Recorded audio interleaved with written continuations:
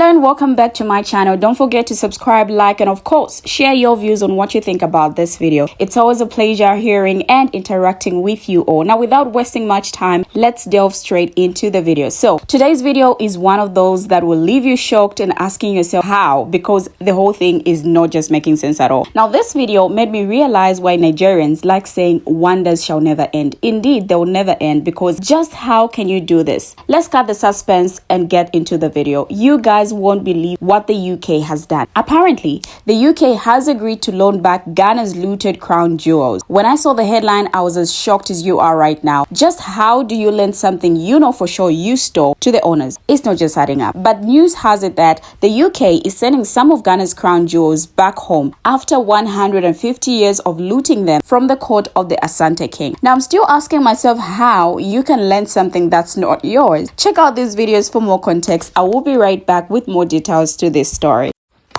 The UK agrees to loan back stolen Ashanti golden crowns under the long-term leasing agreement.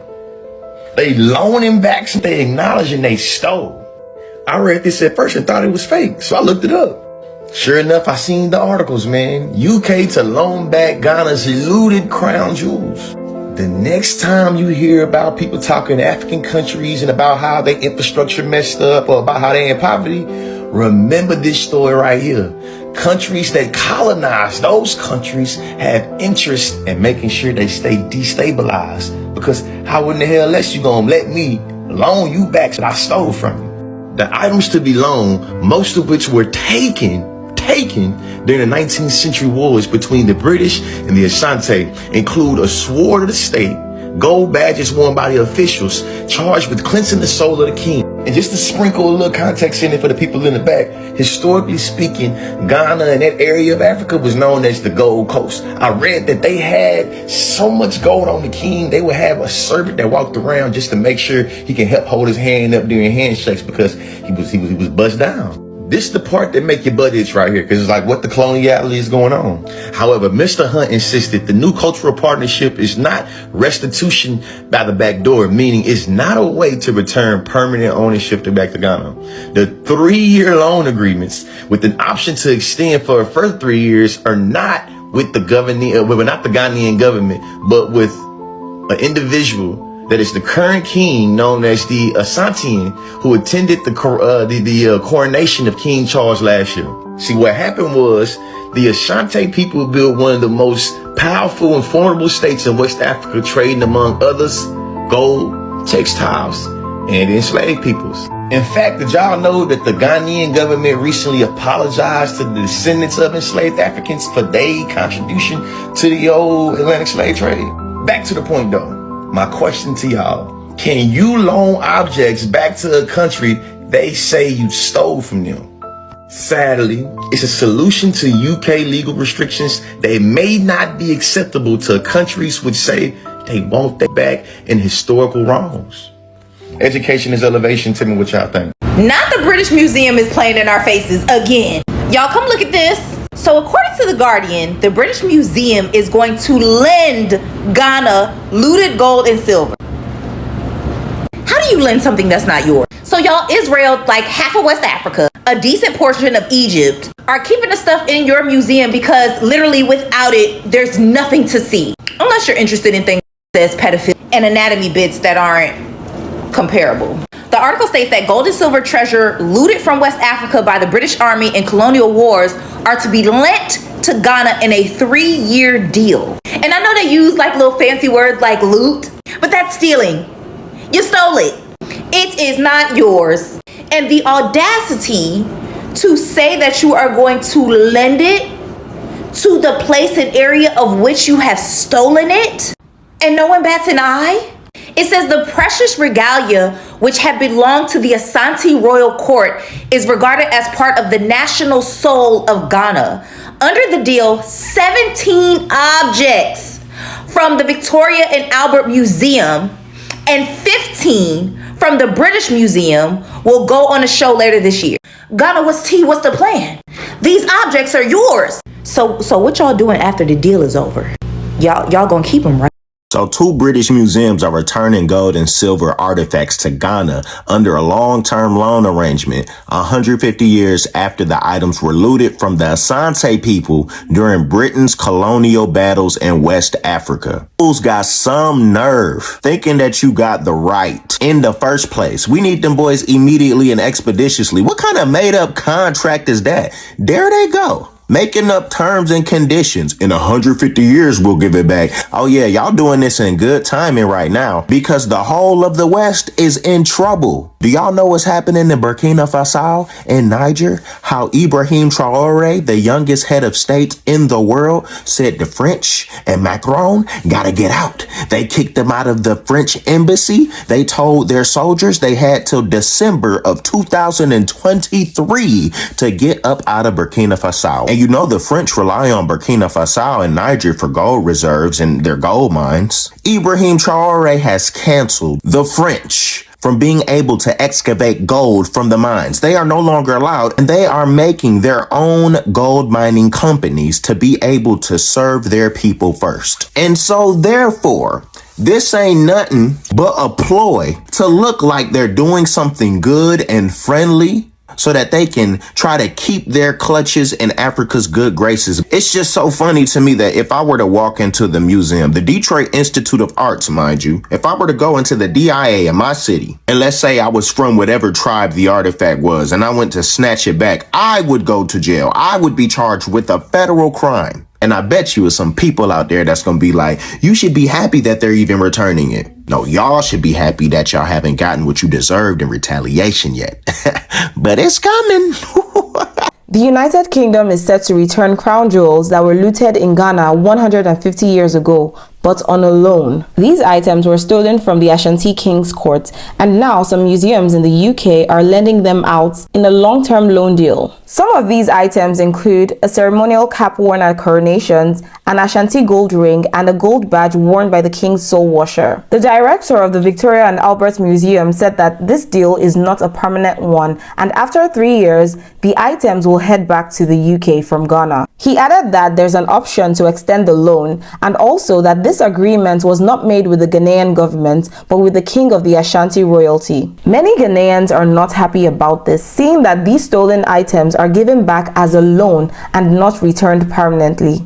Recall that while the country was still a British colony, it was called the Gold Coast due to its large market for gold. And now the citizens are calling for the permanent return of these artifacts and not just a loan. Someone who's both Nigerian and Ghanaian, something this just like, and I think anybody who is from an African country that has faced colonization from any of these European bags knows it's disgusting. What do you mean loan back Ghana's gold? Like they're looted the mass people, colonized the people, are still actively participating in the destabilization of multiple Western African countries, and you think loaning something back is enough? The fact that they even are loaning it back is just insane to me. And it's funny because according to this BBC article, it says that they are banned from permanently giving, there are laws that are in place that bans them from permanently giving things back.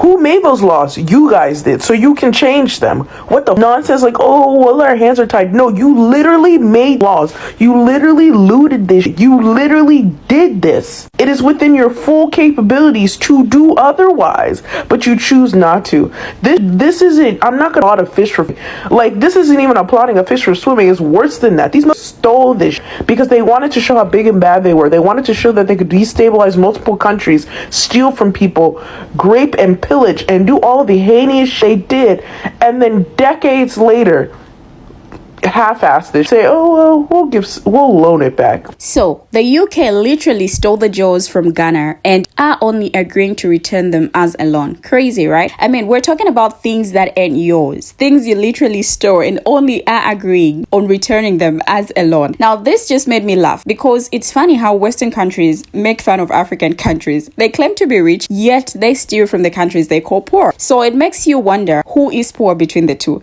Now the part of stealing is not shocking to me because this has been happening for quite a long time now. It's something that we have been seeing and still happening actually, because currently this is happening in Congo. So what the UK museums are saying is that they're going to return items like or the gold they store from Ghana, they're going to return them on loan. I would just like to know how or what they're going to do to get them back. I really want to know what they're going to do to reclaim the loan back. How about they loan everything they have been stealing from Africa back to Africa? Like, I just want to see something. Now, here's a crazy example of what is exactly happening. Imagine one day one of your neighbors all of a sudden out of nowhere just shows up at your door, kicks the door in, unalives most of the people in the house, and then steals all of your money and your most prized possession.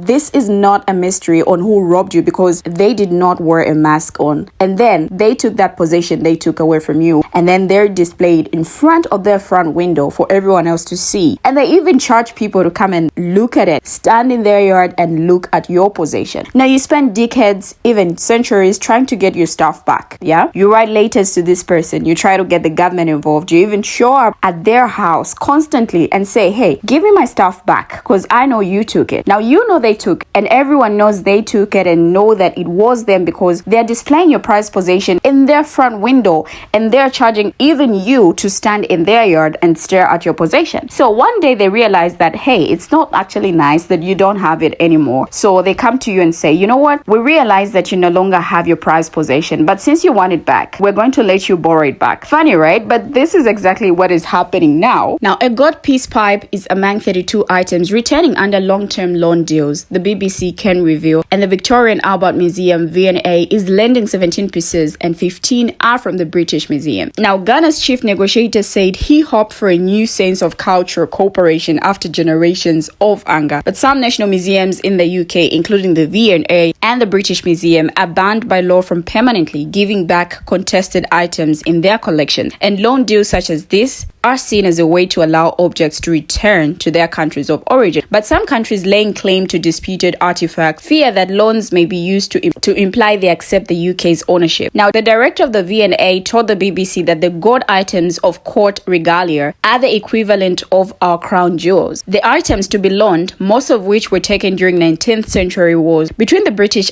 and the Asante, include a sword of state and gold badges worn by officials charged with cleansing the soul of the king. Now, Mr. Hunt said, when museums hold objects with origins in war and looting and military campaigns, we have a responsibility to the countries of origin to think about how we can share those more fairly today. It doesn't seem to me that all of our museums will fall down if we build up this kind of partnerships and exchanges. However, Mr. Hunt insisted the new cultural partnership is not restitution by the back door, meaning it is not a way to return permanent ownership back to Ghana. 3-year loan agreements with an option to extend for a further 3 years are not with the Ghanaian government, but with Otumfuo Osei Tutu, the current Asante king known as the Asante Hene, who attended the coronation of King Charles last year. Now, he still holds an influential ceremonial role, although his kingdom is now part of Ghana's modern democracy. The items will go on display at the Manya Palace Museum in Kumasi, the capital of the Asante region, to celebrate the Asante Hen Silver Jubilee. Pardon me for mispronouncing some names, but the Asante gold artifacts are the ultimate symbol of the Asante royal government and are believed to be invested with the spirits of former Asante kings. Now, they have an importance to Ghana comparable to the Benin bronzes, thousands of sculptures and plaques looted by Britain from the palace of the Kingdom of Benin in modern-day southern Nigeria. Nigeria has been calling for their return for decades, and a special advisor to Ghana's culture minister told the BBC to say they are not just objects, they have spiritual importance as well. So they are part of the soul of the nation. It's pieces of ourselves returning. Now, she said the loan was a good starting point on the anniversary of the looting and a sign of some kind of healing and commemoration for the violence that happened. Now, UK museums hold many more items taken from Ghana, including